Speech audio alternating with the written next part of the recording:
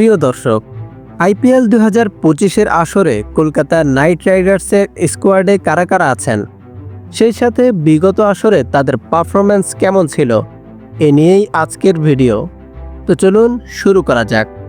ব্যাটারদের তালিকায় প্রথমে আছেন ক্যাপ্টেন আজিঙ্কিয়া রাহানে।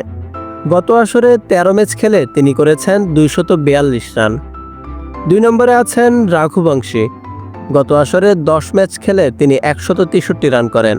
তৃতীয় নম্বরে আছে মানিশ পান্ডে। গত আসরে তিনি একটি ম্যাচ খেলেন এবং সেই ম্যাচে রান করেন 42। চতুর্থ নম্বরে আছে রিঙ্কু সিং। 15 ম্যাচ খেলে গত আসরে তিনি করেন 168 রান। অলরাউন্ডারের তালিকায় প্রথমেই আছেন আন্দ্রে রাসেল।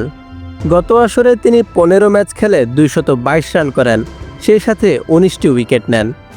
2 নম্বরে আছে অনুকূল রয়। 4 ম্যাচে তিনি 3 রান করেন এবং কোনো উইকেট পাননি। 3 নম্বরে আছে মঈন আলী।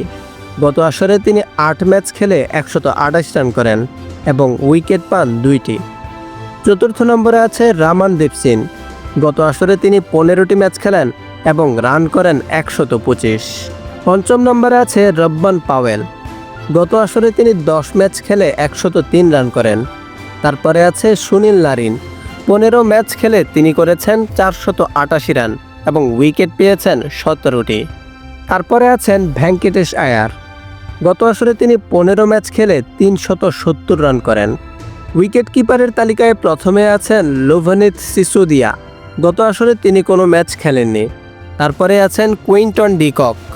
গত আইপিএলে তিনি 11 ম্যাচ খেলে 250 রান করেন। তারপরে আছেন রহমানুল্লাহ গুরবাজ। 3 ম্যাচে তিনি গত আসরে 62 রান করেন। বোলারদের তালিকায় প্রথমে আছেন এনরিক নরকিয়া। গত আইপিএলে তিনি 6 ম্যাচ খেলে 60টি উইকেট নেন। 2 নম্বরে আছেন চেতন সাকারিয়া। গত আসরে তিনি কোনো ম্যাচ খেলেননি। তারপরে আছেন হর্ষিত রানা। 13 ম্যাচ খেলে গত আসরে তিনি 19টি উইকেট নেন। আছেন মায়াঙ্ক মার্কান্ডে। 7 ম্যাচ খেলে তিনি নিয়েছেন 8টি উইকেট। তারপরে আছেন স্পেন্সার জনসন। গত আসরে তিনি 5 ম্যাচ খেলে 4টি উইকেট নিয়েছেন। আছেন বৈভব আরোরা। 10 ম্যাচ খেলে তিনি নিয়েছেন 11টি উইকেট। তারপর সর্বশেষ the mystery spinner Varun Chakravarthy. গত আসরে তিনি 15 ম্যাচ খেলে 21টি উইকেট নিয়েছেন। প্রিয় দর্শক, কলকাতার স্কোয়াড শক্তি সামর্থ্যের দিক থেকে কতটুকু এগিয়ে থাকবে অন্যান্য দলের থেকে এবং এই আইপিএলে তারা কেমন পারফর্ম করতে পারবে, সে নিয়ে আপনার মতামত কমেন্ট বক্সে জানান।